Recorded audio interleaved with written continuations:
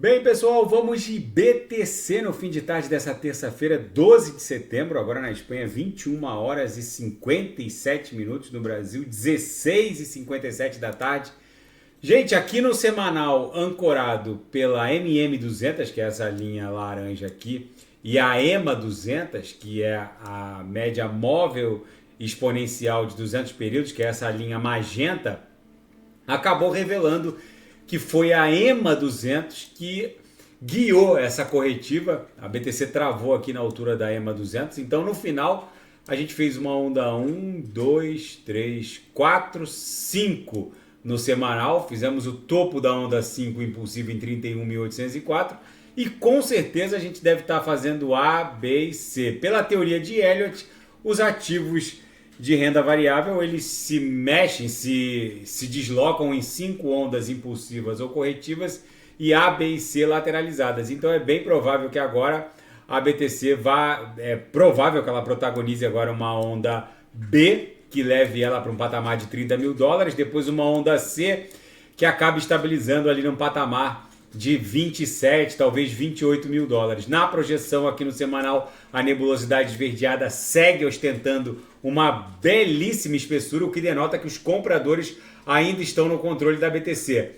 No 4 horas, agora eu vou diminuir bastante o time frame, a BTC nesse momento estressando uma região de absurda sobrecompra no 4 horas, a chance disso aqui evoluir para uma cunha triangularizada é muito grande, a BTC pode ficar pipocando aqui entre esse patamar de 26, dar uma agulhada para 26.850, para depois explodir em direção àquele nosso alvo lá no diário. Agora eu vou botar no diário, que é justamente a base da nuvem na projeção, lá em 26.400, 26.500. A gente chegou a visitar esse patamar naquela região de absurda sobrecompra no 4 horas, mas aí encarou a mediana do canal de Keltner no diário, recuamos, chegamos a fazer a máxima em 26.567 hoje, recuamos, mas a partir da segunda, terceira tentativa fica mais factível a BTC explodir em direção ao centro gravitacional da nuvem.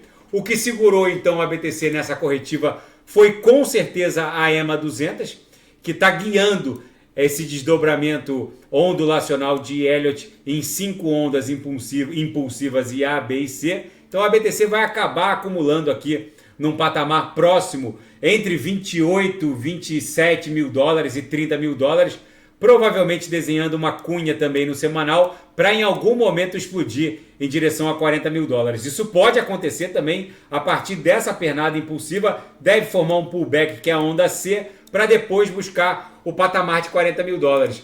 No intraday, a BTC deu belíssimos trades. A gente ofertou um sinal, pá, a VAX e o SDT fechou rapidamente. A gente pegou o sinal aqui nessa visita da VWAP. A BTC ficou basicamente o dia todo transitando pela banda superior na banda de VWAP no intraday. Na seara fática, a Exchange Crypto Coinex foi hackeada em 27,8 milhões de dólares. Os ativos drenados dos hot wallets foram ETH, Ether, Tron, TRX, né, Polygon Matic. A Coinex reportou que os ativos dos usuários estariam em segurança, que esses hot wallets não estariam custodiando uma quantidade significativa de ativos criptográficos. Pela prova de reserva na CoinMarketCap, realmente a maioria dos ativos estão em segurança. Mais um gigante de Wall Street, agora a Franklin Templeton, arquiva um pedido de ETF de BTC no mercado spot. Agora os analistas dão conta de que com os pedidos de BlackRock, Fidelity, um grande fundo de previdência, agora a Franklin Templeton, é muitíssimo improvável, quase impossível, que a SEC, em algum momento desse ano de 2023, não vá aprovar um ETF de BTC no mercado à vista. Gente, se isso acontecer, eu vou repetir para vocês.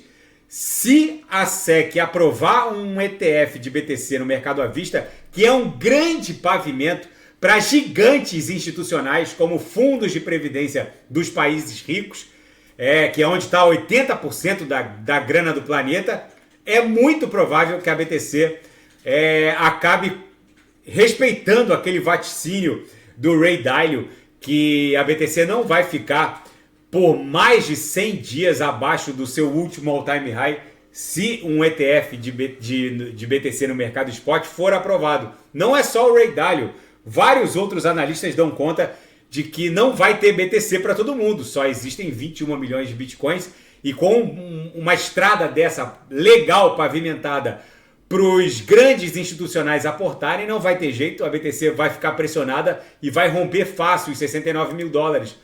E na seara geopolítica e finanças internacionais, o presidente da Câmara Federal norte-americana, Kevin McCarthy, instaurou um inquérito de impeachment contra o presidente Joe Biden. Eles pretendem investigar as negociatas de Hunter Biden. O Hunter Biden é o filho do Joe Biden, que teria ultrapassado os limites éticos de mero lobby e teria praticado crimes contra a administração pública. Vamos ver como isso vai se desdobrar. E suspense no Banco Central Europeu se intensifica cada vez mais. Autoridades do board do Banco Central Europeu divididas entre pivotar o rally de aumentos, ou seja, criar um pivô nesse rally de aumento da taxa básica de juros, aumentar ou mesmo cortar. Não há nenhum consenso, a decisão pode ser a menos previsível das últimas 5 reuniões. Vamos ver como isso vai se desdobrar. E a pergunta que a América não consegue parar de se fazer: Joe Biden está ou não velho demais para concorrer a um novo mandato presidencial? O The Wall Street Journal perguntou para diversos americanos que nasceram no mesmo dia que Joe Biden, no dia 20 de novembro de 1942, e a resposta, obviamente, foi não. Joe Biden não estaria muito velho para exercer a presidência. Realmente, quem convive com Joe Biden sabe que ele tem um tirocínio e uma velocidade de pensamento maior até do que muitos jovens na faixa dos 30, 40 anos. Mas o fato é que esses que nasceram no mesmo dia que o Joe Biden reconhecem que há algumas limitações e esse dilema pode fazer a diferença na conservadora sociedade norte-americana. Gente, a BTC aqui no gráfico diário sentiu a resistência imposta também pela mediana do canal de Keltner, que está nesse momento se confundindo com a base da nuvem na projeção. No 4 horas, a gente muito provavelmente deve acumular aqui no gráfico de 4 horas como numa cunha, para depois explodir em direção à base da nuvem aqui no diário, num patamar acima de 27 mil dólares, talvez beirando os 28 mil dólares, o que seria, na verdade, uma onda 2, até a BTC voltar a estressar, o que seria supostamente uma grande cunha triangularizada aqui no diário, lá no patamar de 30 mil dólares. No gráfico semanal, essa realidade também se impõe, mesmo que a BTC esteja numa onda A, depois de 1, 2, 3, 4, 5, com certeza ela sentiu o suporte representado pela EMA 200, deve fazer uma onda B para levar a BTC até 30 mil dólares, depois uma onda C de volta para 28, talvez 27.500, depois ela explode em direção a 40 mil. Parece que é essa a conformação no gráfico semanal. Tá bom, pessoal? Se nada fugir do script, eu volto amanhã para analisar a própria BTC. Fiquem com Deus e quem quiser sugerir alguma análise é só colocar nas mensagens abaixo. Grande abraço, até amanhã, fiquem com Deus.